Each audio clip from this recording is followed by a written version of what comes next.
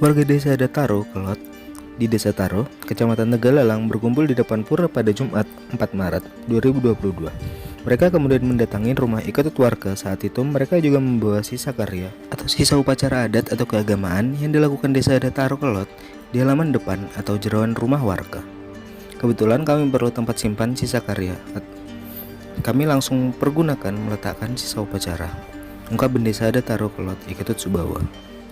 Menantu Iketut warga, Niwayan Latri, menyatakan dengan penempatan sisa upacara, dia mengaku akses satu-satunya hanya dari depan, yang di belakang sudah empetina atau ditutup. Kami tidak dikasih bicara, jelasnya. Diberitakan sebelumnya, kasus sanksi adat atau kanorayang yang menimpa warga berawal ketika warga ada sengketa tanah melawan keluarga Sabit. Dari kasus tanah itu, desa adat turun tangan sebab desa adat mengklaim tanah itu merupakan tanah desa yang dikuatkan dengan sertifikat tanah. Antara warga dan desa adat berproses di pengadilan hingga berujung sanksi adat bagi keluarga warga. Sanksi berupa pembebasan hak bagi warga.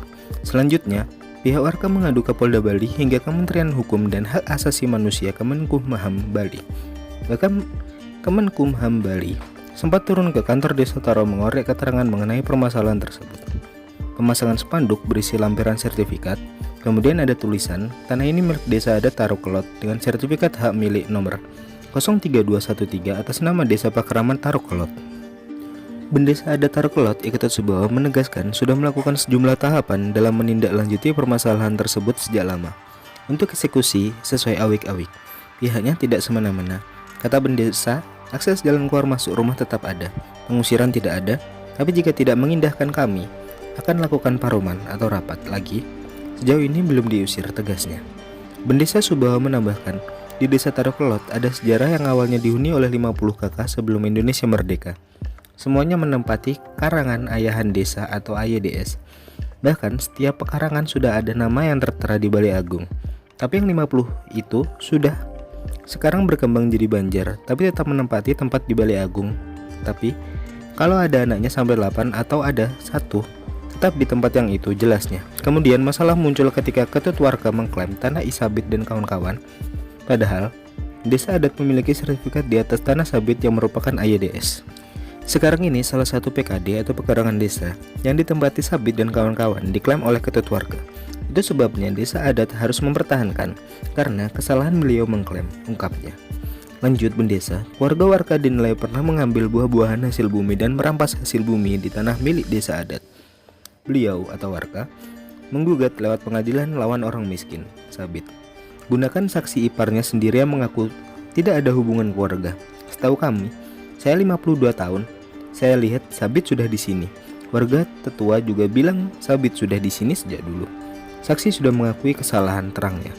Atas kesalahan keluarga warga, maka Desa adat Taro, Kelot memberikan peringatan karena terlalu banyak salah. Tidak hiraukan peringatan kami. Kami berikan hak bebas dan kewajiban sejak tahun 2019, tapi beliau tetap tidak menghiraukan, bahkan tidak ada inisiatif mengkerama, ungkapnya. Terlebih dalam awik-awik sudah termuat krama yang tidak dilakukan kewajiban lebih dari setahun, maka hak PKD atau pekarangan desa dicabut.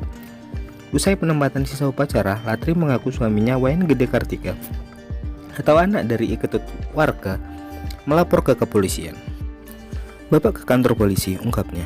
Namun, Latri tidak bisa memastikan suaminya itu melapor ke kantor polisi di mana, apakah di Polres Gianyar atau Polda Bali. Akibat mendapat sanksi adat untuk aktivitas dapur seperti belanja, Latri mengaku belanja di luar desa. Yang menyulitkan bagi keluarga adalah selama ini mengandalkan air tada hujan. Dia menyiapkan banyak ember untuk menampung air hujan. Saya tempatkan wadah di bawah jineng dan dapur. Air itu kami pakai mandi dan keperluan dapur. Penggunaan air tada hujan dilakukan karena sambungan air minum sudah dicabut oleh desa adat. Air di sawah juga sudah ditutup. Saya nyidang memula atau menanam padi, jelasnya. Masalah ini diadukan ke pemerintah Polda Bali hingga Kementerian Hukum dan Hak Asasi Manusia. Situasi seperti itu, menurut Latri, membuat 3 anaknya mengalami tekanan psikis. Anak-anak ngeling atau menangis, tidak pernah keluar masuk sekolah, masuk dari rumah, ungkapnya. Tidak itu saja, setelah disanksi adat, anak-anaknya jarang berbaur dengan anak lain. Ditanya soal tempat atau rumah lain yang bisa ditinggali, Latri mengaku tidak ada tempat lagi. Tiang atau saya tetap di sini. Mati tiang di sini, tiang siap ngayah. Cuma tenbanga. Tiang mentindih karang tiang atau saya tetap di sini, mati di sini, saya siap bekerja untuk desa. Hanya tidak diberikan. Saya membela lahan saya, kata Latri.